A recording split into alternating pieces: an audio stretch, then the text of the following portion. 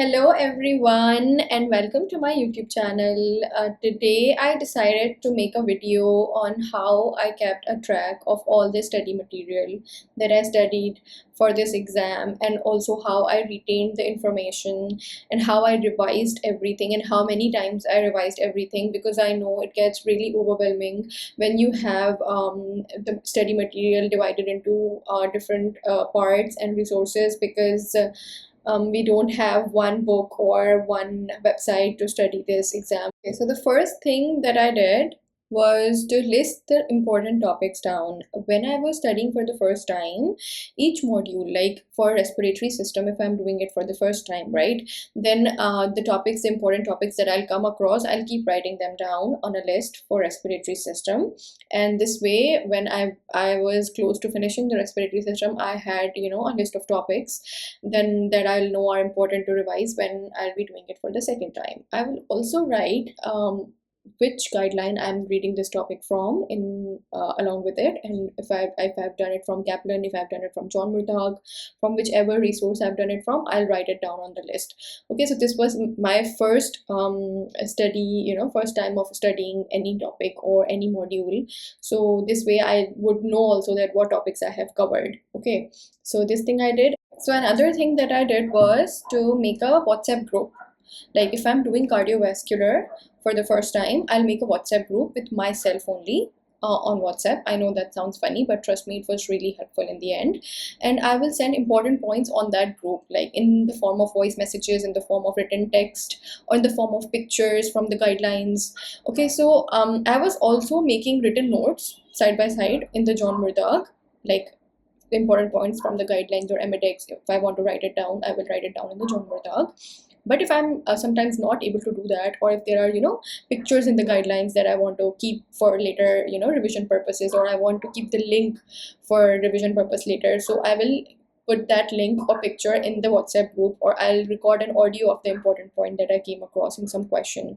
There are multiple things you want to keep to yourself and revise them later, because trust me, revision is the key. If you do not revise everything, you will not retain it. You will not be able to answer the questions in the exam if you haven't revised the topics, because we all know that the stuff we study is a lot and we really need good revisions. So this all was very helpful during my revision days, and these WhatsApp groups, separate WhatsApp group of every module, helped me revise every module separately in like 1 or 2 days in the end, or sometimes in half day, because I'll just listen to the recordings and go through the important pictures that I have sent on the group, or important charts, and just see the important links in that group.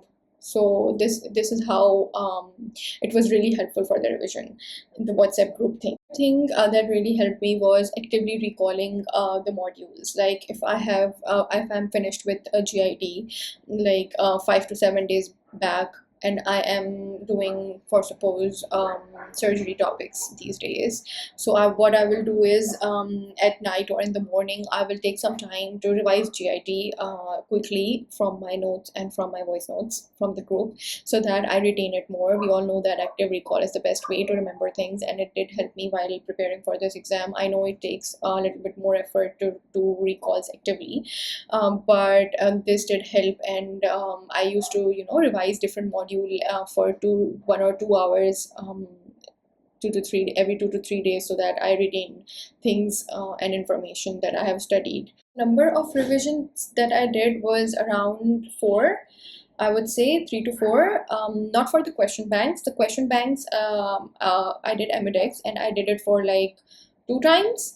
And in the third time, I just quickly revised the highlighted parts. I did highlight my question bank when I was doing it for the first time, so that I don't have to go through all the information again and all the description they have given for each answer. So I just highlighted the important points. Also for blue book, I did highlight and I did write the important points on it, so that I don't have to go through the explanations again, because trust me, you won't get any time to do everything twice. You will not even get time to read every guideline twice. So do not be in that mindset that you are going to do everything again, everything you will be doing 3-4 times. That's not possible. So do highlight and do write important points in your notebooks, so that you are just revising those points in your revisions. I did my theory for around 3 to 4 times and my question bank for like 2 times, I would say. Also, I did the guidelines from like if I was doing the second time, then I would just read the important charts from them. I won't be reading all of them again. So yeah, that will come to around 3 to 4 revisions, and I did all the revisions in systematic approach. Like I won't revise random things. I will always revise. If I'm doing cardiovascular, I'll revise cardiovascular. If I'm doing respiratory, then I'll revise it all in the form of question bank or the theory part or the blue book part. And the recalls I kept for a few hours every day in the later months. I would give most of my time to the recalls, and I did recalls, and I did revise recalls also. I will try my best to send recalls to each separate group of mine or for each module. But if I wasn't able to, then I had a separate group for recalls also, the important recalls that I need to revise, because you cannot revise all the recalls in the end.